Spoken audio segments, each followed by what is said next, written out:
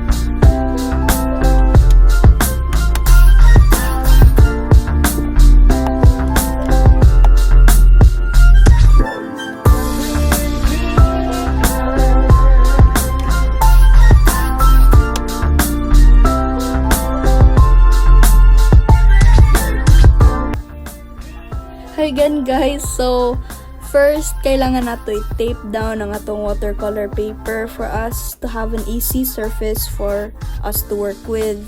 Yeah, another reason why we tape down our papers is so that we can get clean and nice borders once we take it off. And make sure nga evenly stretched inyong paper para di magbaw-baw inyong papel. So right now, I'm cutting the masking tape for the divider since tulo man atong i-paint na sunset ron.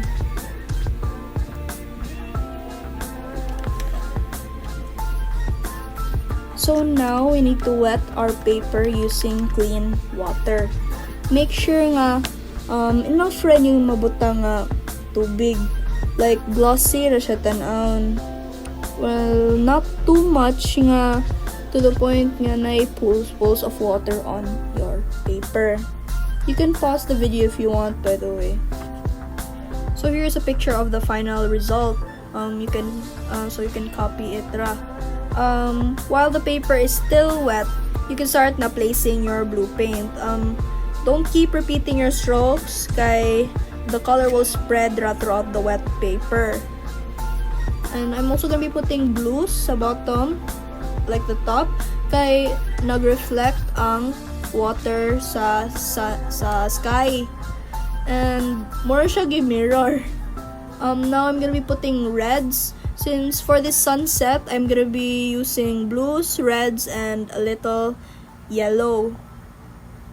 So it's up to you how you're gonna place the colors. Mura gyapon mahimo ra gyapon nag sunset sa ending. So bahala ra ka dira. You do you.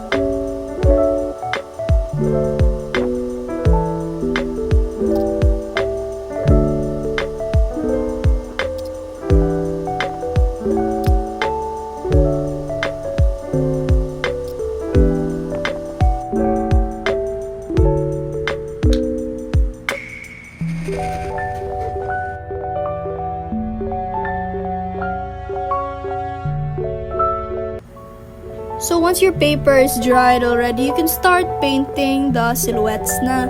So here nagmix ko og black and blue. So So I'm gonna be drawing a little land border thing para maka-differentiate ta sa sky and the water. I'm gonna be drawing little birds too. Later I'm gonna be drawing the trees. You can draw anything on it. You can draw houses, silhouettes of bridges. It's really up to you. Be creative and have fun.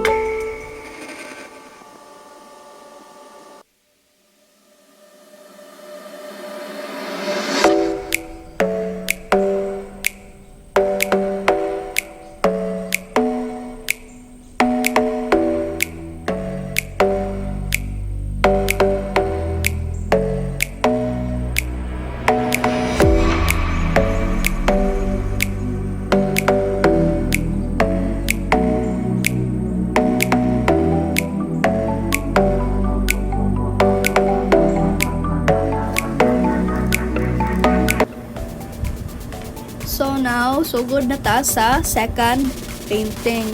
So let's wet the paper with clean water again.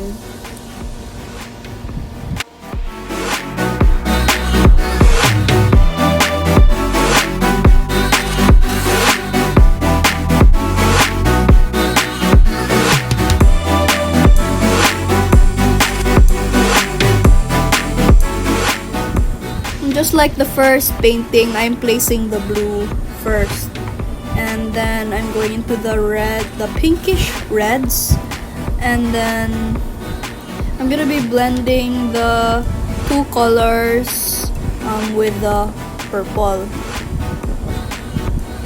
Then I'm going into the orange and then blend it with the pinkish reds.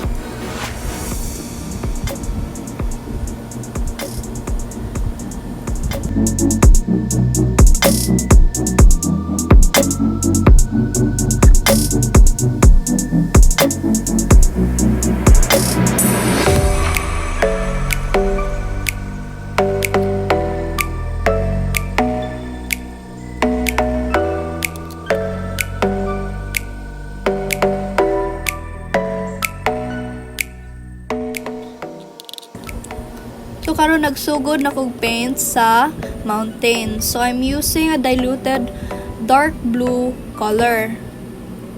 So I'm blending the paint down, and then I have this tissue here so I can wipe off the paint at the bottom because I wanted to wipe off the pigment to give off that faded and cloudy effect. So now we're gonna start painting the clearer mountains. So I'm using a dark purple for this one, but you can use dark blues too or black. So I'm gonna take a clean brush and blend the color down so it would look faded. Now I'm also putting more detail, more pigment on the tops of the mountain at the back because I wanted it to be more clear.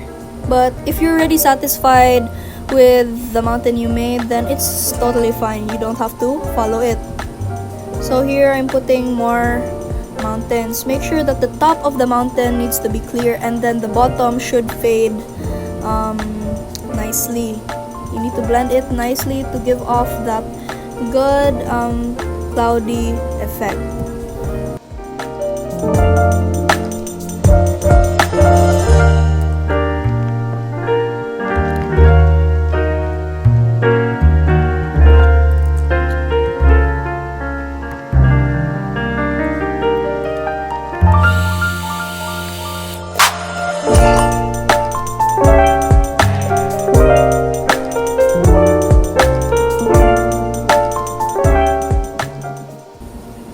So for my last mountain, I didn't fade it down, I just colored it plainly dark blue.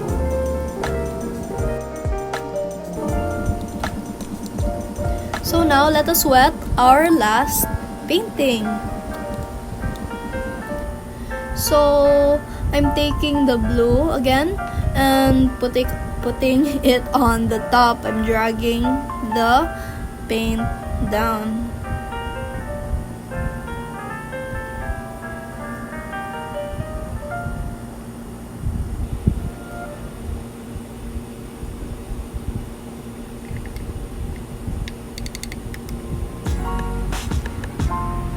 Now I'm using the purple. I'm blending the blues and the purple. Next is the reddish pink.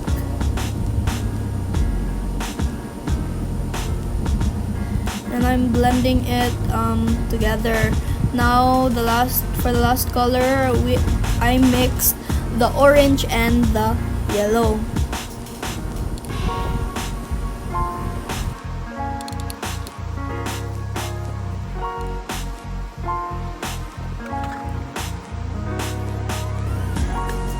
So once everything is dry, pwede na kamo start og paint sa mga silhouettes. So nag-start na ko paint sa trees.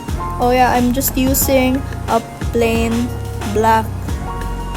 I'm also gonna be drawing a silhouette of a little house so that there's something different na sad. So for our main thing, the electricity post, just try your best that it will look straight. I'm really not good with lines, so sorry na lang.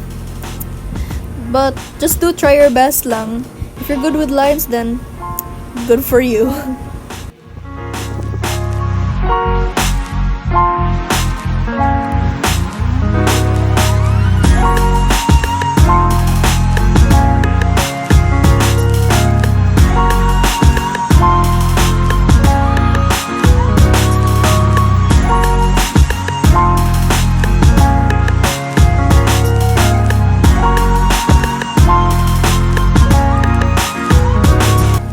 So now, gamit ko gamay nga brush para sa atong mga wires. So I am connecting the tops of the post and then side, the other side. You get my point. Now I'm painting tiny birds. It's up to you if you want to put birds, but para na ako mas cute siya tan-aon.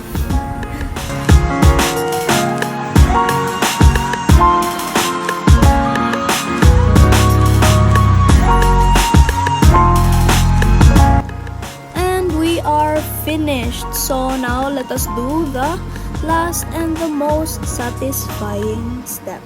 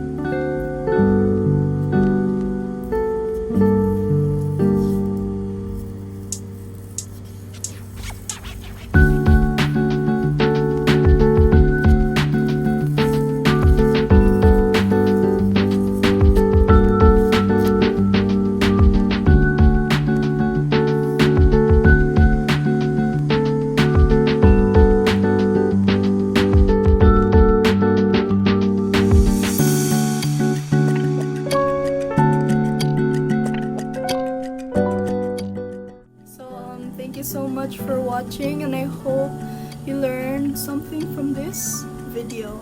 Please do have a blessed and creative